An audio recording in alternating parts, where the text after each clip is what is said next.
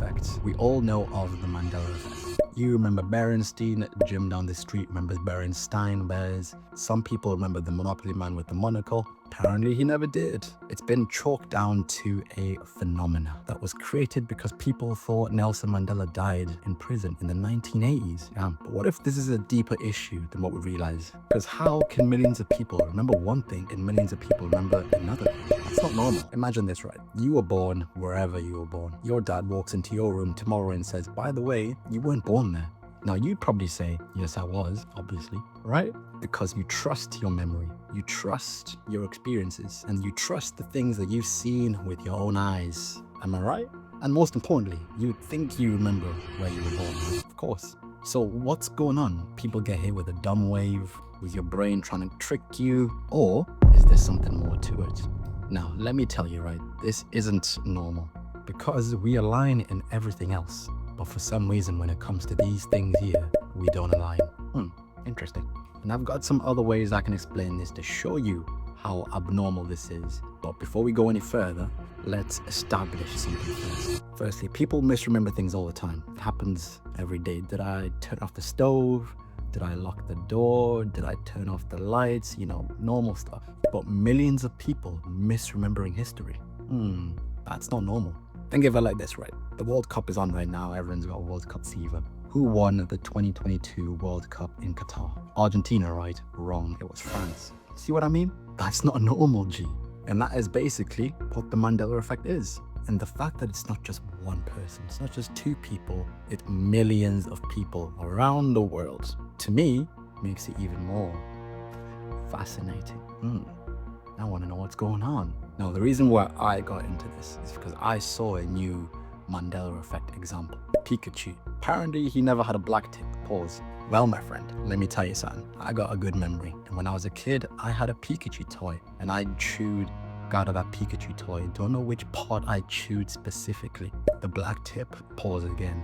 For me, that's when it crossed the line. You're not going to gaslight me into thinking I didn't do something that I did. You get me? Usually to the around. They're trying to get you to think that you did something. But in this case, I did do that. And as a kid, right, if the black tip wasn't there, I would have no reason to chew it. I'd find something else, you know? Something else with the black tip.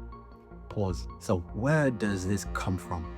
Well, turns out it's actually not that hard to find at all. Let me direct your attention to CERN. And yes, I know, CERN, blah, blah, blah, blah. This isn't a conspiracy video, trust me, promise. Before I explain what brought me to CERN, let me show you how I worked this out. So what I wanted to do was find out when this first started happening, right? And then you look for the anomalies. Anomalies means things that don't make sense.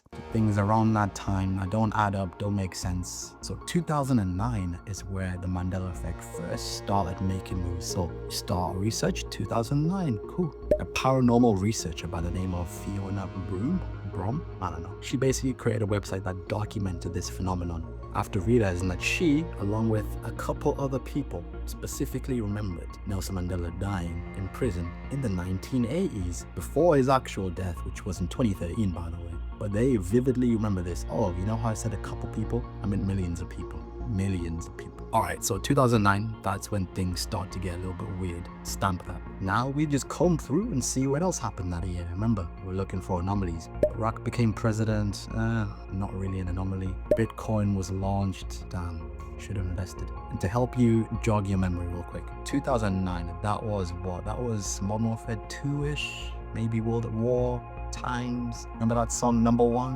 You are number one. Yeah, that one. That was them times there. As I said, good memory. So far, nothing really out the ordinary is going on. So let's go back 1 year. Let's check in 2008. What's going on around there? Oh, wait.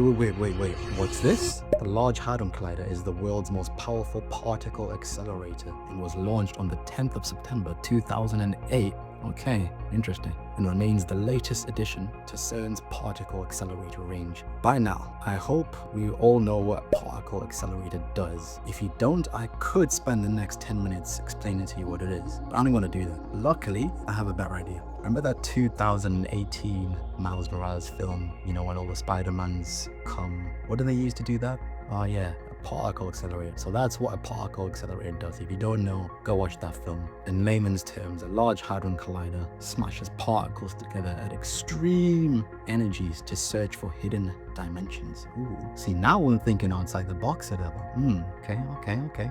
We have a particle physics laboratory that launches the world's most powerful particle accelerator in 2008. Then in 2009, we have people misremembering history as if they lived in different dimensions. Interesting. Let's keep going though. Let's keep going. Listen, I'm not a conspiracy theorist, right? If anything, I'm more of a geek or a nerd or one of those type deals. Just follow the evidence and look where the evidence has brought me here. As I said, the reason why I got in this is because they brought my man Pikachu in this, bro, and I was like, hell nah. Crossed the line on that one. That guy defo had a black tail. Now let's see how people tend to explain the Mandela effect. What is the common answer that you get? Well, it starts off with false memories. Your brain fills in the gaps. Thank you, brain. It sees a pattern. It takes shortcuts, which, makes sense. A fun fact, that is low-key how you get deja vu. Some point in that list of things I just said, something fails, which then gives you the sensation of deja vu, the more you know. But honestly, I would say it's an okay explanation. It gets most of it, I guess. But then you hit a problem, right? If it is just random memory mistakes, why are so many people making the exact same mistake? Why isn't everyone remembering different things? Why do people not remember Pikachu with a blue tail or a yellow tail or a green tail? Why is it always a black tail? Why do so many people keep arriving at the same wrong answer? Yeah, it just doesn't cut it for me. I'm sorry. I tried. I had to find out myself because it wasn't good enough for me. Now this leads us to the worst part of it all, because we are technically never going to get an answer. You think I'm gonna go to CERN tomorrow and be like, hey guys, did you guys open up a pocket dimension by any chance? And they'll be like, oh yeah, how did you realize that? No, that's not gonna happen. So you wanna know what my theory is in all this? My theory is quite straightforward, very simple to understand as well. Alright, so when do we start messing with particle physics and start making particle accelerators? 2008. Okay.